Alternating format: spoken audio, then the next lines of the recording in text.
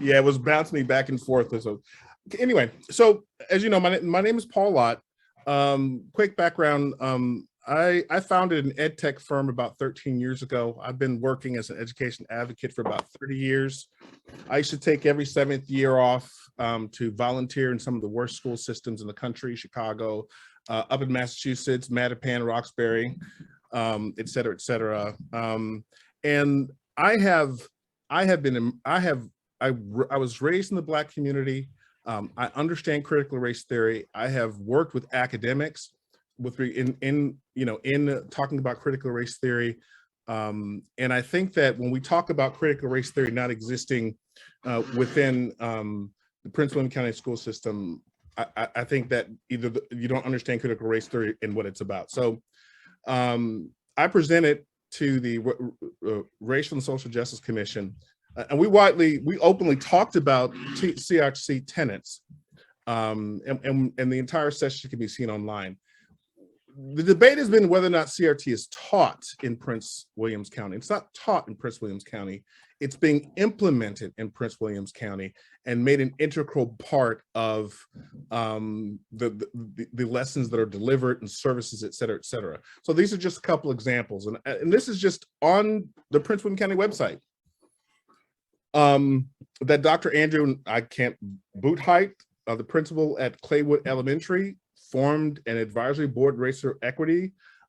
They put together a book club, and How to Be an Anti-Racist is on there. Black Wall Street's on there.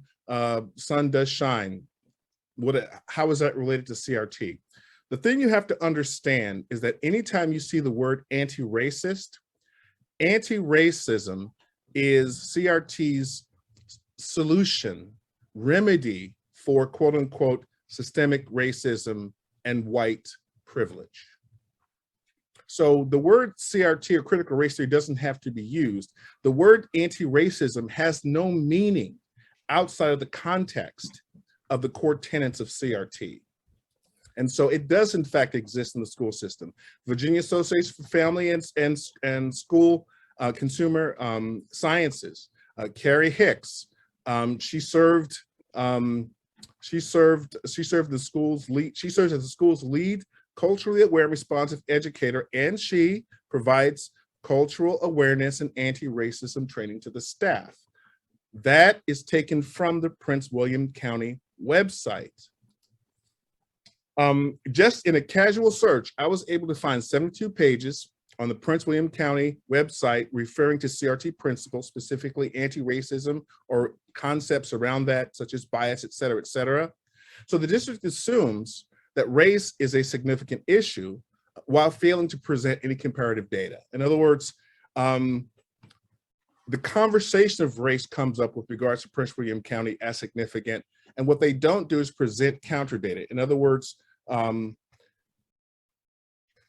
what are the number of racial incidents between kids? How many kids are getting into trouble, getting into fights because they don't like fat kids, skinny kids, tall kids, whatever.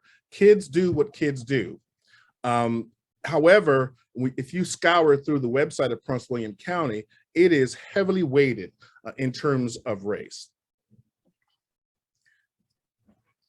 And then finally, this is actually taken from, if you see the Prince William School Systems Office of Professional Learning, Maria Burgess, okay? And this is this chart in the back was part of the cultural competency training.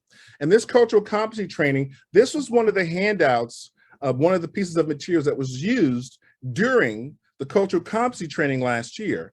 And it specifically states that it's based on critical race theory. And I have about, I'm gonna say about 3 dozen documents from the Prince William County cultural competency training that talks about, that refers to critical race theory tenets in some way or another. So it should be settled. It's there whether anyone wants to call it that or not, right? I did the presentation to the Social Justice Commission, and it exists despite the fact that, and this is from their report, they state, we did not find any systemic structural discrimination or social injustice. And that was in their examination of education in Prince William County. and that was the Social Justice Commission Majority Report. That is a line lifted directly from it, and that line is directly from the presentation that I gave to them, going through the evidence of how race is not playing a significant factor in education. So Prince William County is just assuming that the race narrative is true. The Prince William County website has 8,320 entries on race. I would submit that the fact that the commission found race not to be a factor, but the Prince William County School website has 8,300 references to race on their website, I would say that CRT has had a significant influence on the narrative, the discussion in the Prince William County. And this predates, many of these documents predate a lot of the broader discussions in the media, et cetera, et cetera. So let's take a broad look of what is CRT, and maybe that will help. You know, a technical definition is that CRT began as a movement in law and has rapidly spread beyond that discipline. Today, many scholars of the field of education consider themselves critical race theories who use CRT's ideas to understand issues of school discipline, hierarchy, tracking, affirmative action, high-stakes testing, controversies of curricula, history, multilingual and multicultural education, and alternative and charter schools. Now, this, in my exploration of critical race theory, I read through the Delgado books, and then I spent 6 weeks going through all of the references and researching its role in education, et cetera, et cetera. So Foundations of Critical Theory in Education, this is a widely read book. It's a widely referenced book in education, in teacher colleges, et cetera, et cetera. So the idea that it's a legal theory is just not true.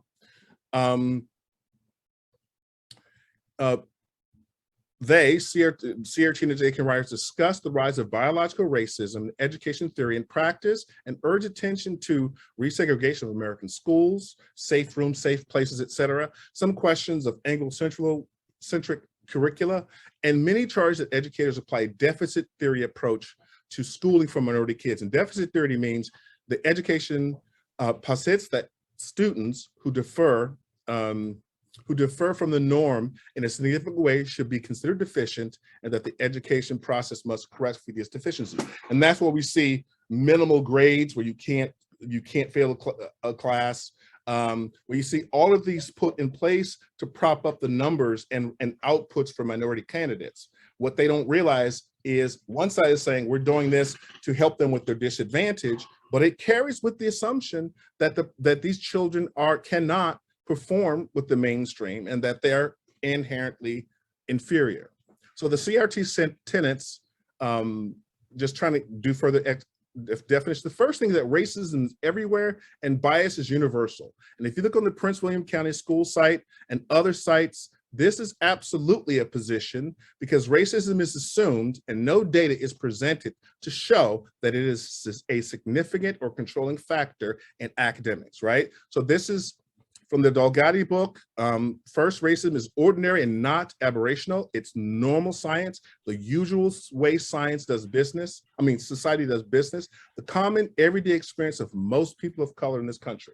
So that's an assumption that has never been proven. But if you read material in the Prince William County website, you will see, and training materials, you will see that that is an underlying assumption that the systemic racism exists and bias is everywhere. Otherwise, if it was the exception, you would not in fact teach it to all students or train all teachers for an exception.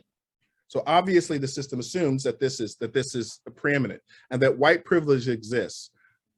Second, most would agree that our system of white over color ascendancy serves important purposes, both psychic and material, for most people. So those are the two pieces. Those things are there. Those things exist in the system.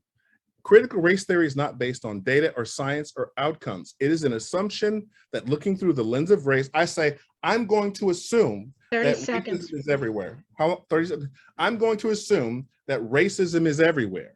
And I'm going to create systems and responses assuming that the racism exists without any material proof. And that is exactly what happens when you have 8,320 pages on the Prince William County School site talking about race. Thank you.